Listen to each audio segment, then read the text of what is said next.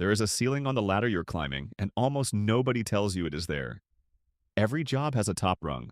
Manager, director, maybe vice president if you grind for 20 years and the timing breaks your way. And every one of those rungs has a salary bolted to it, and every salary has a number it will never climb above.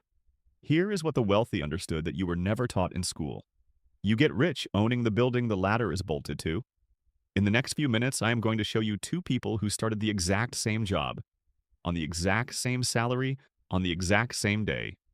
One of them spent 20 years climbing, the other spent 20 years owning, and I am going to show you the precise moment their two lines cross, and why, once they cross, they never touch again. Meet Jake and Cole, both 24 years old. Both just landed a solid corporate job paying $60,000 a year. Same cubicle row, same coffee machine, same starting line. If you saw them on day one, you could not tell them apart. 20 years later, they live in two completely different worlds. And the thing that split them was one decision they each made in their first year and then repeated every year after. Jake does what he was told to do his whole life. Work hard, keep your head down, and climb. And he is good at it. Year 3, he makes senior. His salary rises to $75,000. Year 7, team lead. $90,000. Year 12, manager. He crosses six figures and he feels like he finally made it. By year 20, Jake is a director pulling in $160,000 a year. On paper, Jake won. He climbed higher than almost everyone he started with. Now look at the shape of Jake's money. It is a staircase. Every few years he steps up, then he stands still on that step until the next promotion arrives. And here is the trap hiding inside the staircase. Each step is smaller than it looks. A slice of every raise gets eaten by higher taxes. Another slice gets eaten by a newer car, a bigger apartment, the lifestyle that quietly grows to match the paycheck. And above him, the ceiling keeps getting closer. There are only so many director chairs and exactly one corner office. Jake's line was always going to flatten out. A ladder can only take you as high as its top rung. Now watch Cole. Cole gets the same raises Jake gets, at almost the same times. But Cole made one different decision on day one. He saw his salary as fuel. Every dollar that came in, Cole used to buy one thing: ownership. A piece of something that would keep paying him whether he showed up to work or not. And for the first several years, it looks like Cole is losing. He drives the older car. He skips the upgrade. His friends are sure Jake is the one winning. Then Cole's lines start to bend. So let me show you the exact 6 moves Cole made, because you can start every single one of them this year on a normal salary. Move 1. Cole owned the roof over his own head, and he made it pay him. Every month, Jake handed $1,500 in rent to a landlord and owned nothing at the end of it. Cole used a government-backed loan that let him buy a small building with just 3.5% down. A modest place with 3 units. He lived in one and rented out the other 2. The rent from his tenants covered almost his entire mortgage. So Cole lived almost for free while he owned an entire building that rose in value as his tenants paid it off for him. Same monthly cost for both men.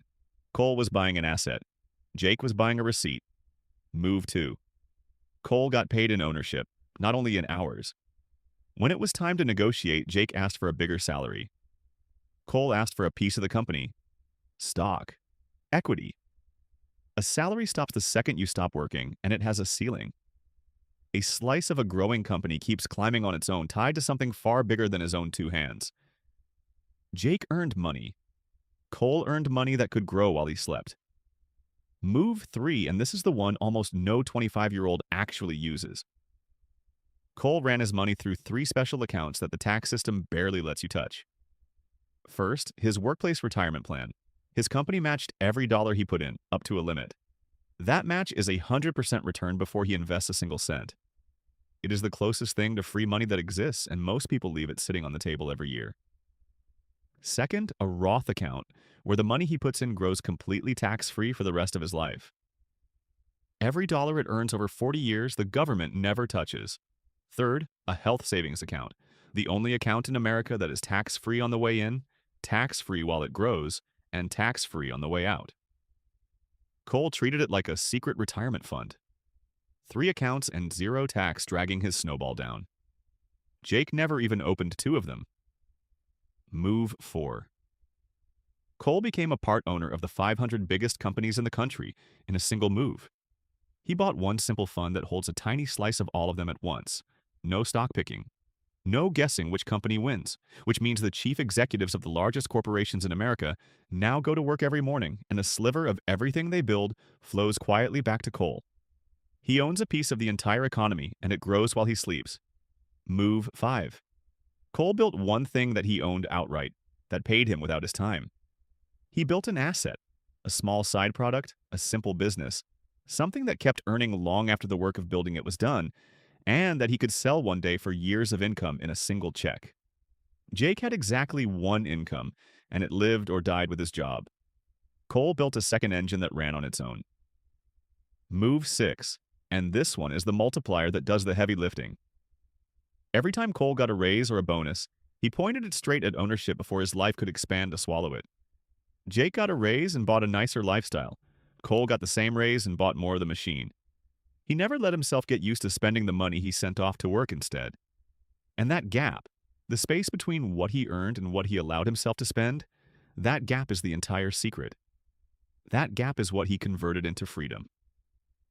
Now here is the moment I promised you. For the first years, the income from everything Cole owns is tiny, a few $100s a year. It looks like nothing next to Jake's rising salary, but ownership compounds and a salary cannot. Cole's rents rise. His investments earn money, and that money earns money. His little asset grows.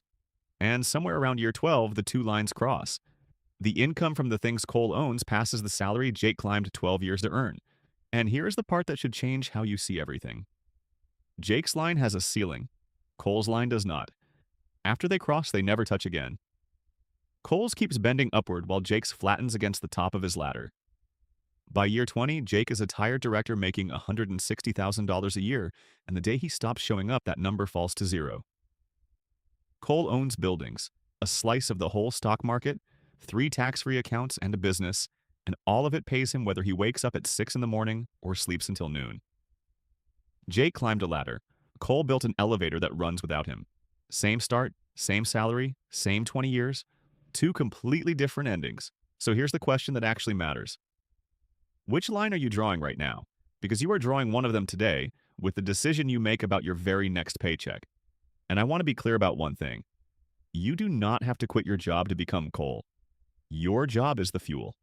The salary you are earning right now is the most powerful tool you will ever hold for buying ownership. And every year you spend all of it climbing is a year you traded away from owning. The climber aims his effort at a ceiling. The owner aims that same effort at the open sky. So start with one move. Open one of those 3 accounts this week. Turn your next raise into a piece of ownership instead of a nicer version of the same life. You do not need to be smarter than Jake. You just need to aim your money at the one thing that has no ceiling. If this made it click, subscribe, because here we turn the way money actually works into something you can finally see. And I will see you in the next one.